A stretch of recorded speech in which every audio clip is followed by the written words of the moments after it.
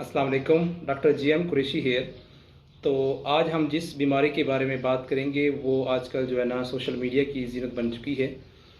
तो जी हाँ, वो हमारे पास एक इन्फेक्शन है जो कि एक छोटे से जरासीम में यानी कि अमीबा की वजह से फैलता है।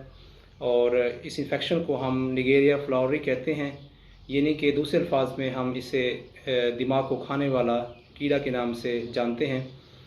तो इस इन्फेक्शन के बारे में कहा जाता है कि ये इन्फेक्शन जो है ना, इसके 5 केसेस पहली बार रिपोर्ट हुए थे पिछले साल तकरीबन जुलाई 2022 में कराची के अंदर रिपोर्ट हुए थे। तो और इस साल रिसेंटली भी जो है ना मई 2023 के अंदर कराची के अंदर भी 5 केसेस रिपोर्ट हुए हैं। और उनमें से रिसेंटली जो है ना एक डेथ भी हुई है तकरीबन 20 साल शख्स की, कराची जो डिफेंस का एरिया उसमें। और लेकिन बदकिस्मती से ये इन्फेक्शन अब पंजाब के इलाके लाहौर में भी फैल चुका है और इसका भी एक केसेस सामने आया है। सर्विसेज हॉस्पिटल लाहौर के अंदर जो है ना मुस्तफ़ा शफीक नामी शख्स की डेथ हुई है रिसेंटली। तो आज हम इस इन्फेक्शन के बारे में तफसीलन बात करेंगे, इन्फेक्शन क्या है। तो ये इन्फेक्शन जो है ना, जिसे हम निगेरिया फ्लोरी कहते हैं, यानी कि सिंपल अल्फाज में दिमाग को खाने वाला जरासीम। तो अगर हम इसकी हैबिटेट की बात करें, कहाँ पे रहता है, तो ये इन्फेक्शन जो है ना, ये जरासीम आम तौर पर मिट्टी, उसके बाद कुदरती तौर पर गर्म पानी और ताज़ा पानी में रहता है।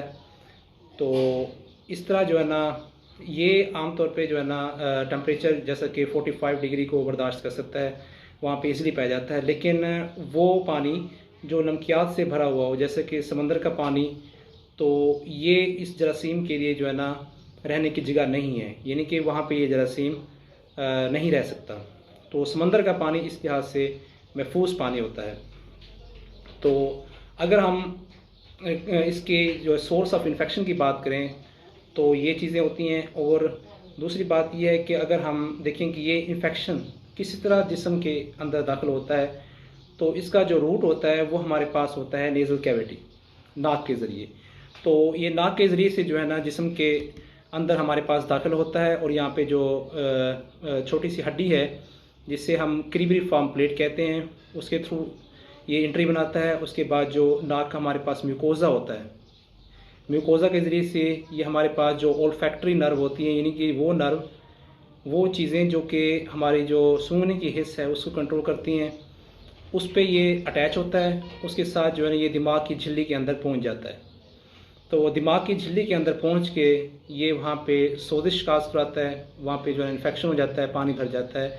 तो इस तरह जो है ना इंसान के लिए, ये इंसान के दिमाग के लिए ख़तरनाक साबित होता है। क्योंकि गर्मियों के मौसम में जो हमारे पास नौजवान होते हैं और जो बच्चे होते हैं, वो गर्मी की शिद्दत की वजह से जो हमारे पास स्विमिंग पूल होते हैं और डिफरेंट लेक्स हैं, झीलें हैं, इसके बाद तालाब हैं और नहरें हैं, उनकी तरफ जो है ना ज़्यादा रुख करते हैं। तो इसीलिए इस दौरान जो है ना इन्फेक्शन होने के जो ख़दशात हैं वो ज़्यादा होते हैं, उनका ख़तरा जो है ना बढ़ जाता है। अगर हम इस मर्ज़ की अलामात की बात करें तो इसकी इब्तदाई अलामात में जो है ना वो इन्फेक्शन जो है 2 से 15 दिन के दरमियान जरासीम जो है ना वो अपनी तादाद को बढ़ाते हैं, वो इन्फेक्शन फैलता है। तो उस तरह जो है ना अलामतें शो हो सकती हैं।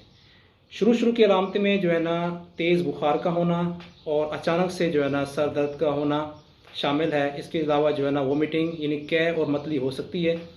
और दूसरा बात, क्योंकि ये नाक के ज़रिए से इन्फेक्शन फैलता है तो नाक का बंद हो जाना या फिर नाक से पानी का बहना शामिल हो सकता है। इसके अलावा जो है ना हमारी जो सूंघने की हिस्स है और जो ज़ायके की हिस्स है वो यहाँ से जो है ना तब्दील होना शुरू हो जाती है, ठीक है। और बहुत तेज़ी से जो है ना ये अलामतें जो है ना इन्फेक्शन के बढ़ने के साथ साथ इनमें इजाफा होता रहता है। जो ही हमारे पास बीमारी जो है ना बढ़ती जाती है, यानी कोई क्रॉनिक होती जाती है, तो उसमें जो है ना मज़ीद जो अलामतें हैं वो पेचीदा होना शुरू हो जाती हैं, ठीक है। उसमें हर वक्त गशी का तारी रहना और इसके अलावा जो है ना नेक स्टिफनेस यानी गर्दन का अकड़ जाना शामिल है।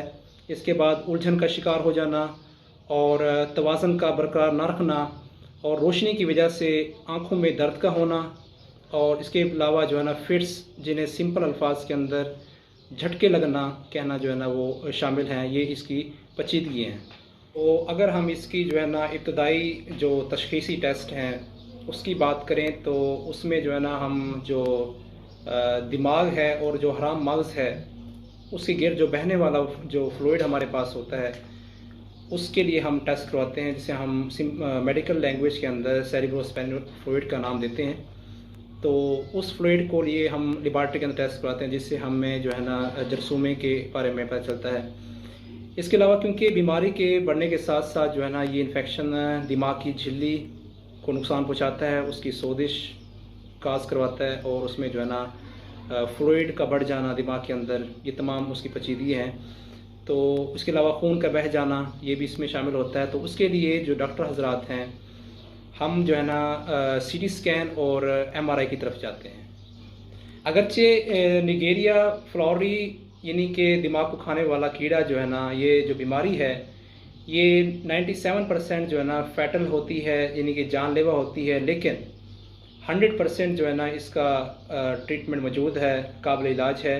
لیکن اس میں جو ہے نا علاج سے زیادہ جو امپورٹنٹ چیز ہے وہ ہمارے پاس جو ہے نا وہ اس کی احتیاط ہوتی ہے، یعنی کہ پریونشن۔ وہ بچاؤ کے اندر سب سے امپورٹنٹ بات یہ ہے کہ جن علاقوں کے اندر یہ انفیکشن سامنے آ رہا ہو، اور بالخصوص جو ہمارے پاس کھلے پانی ہیں جیسا کہ تالاب ہمارے پاس ہو گیا، اور سوئمنگ پولز ہو گئے، جھیلیں ہو گئی، اور اس طرح کی جو نہانے کی جگہیں ہیں، تو اس جگہ سے جو ہے نا آپ اجتناب کریں، اس سے دور رہیں۔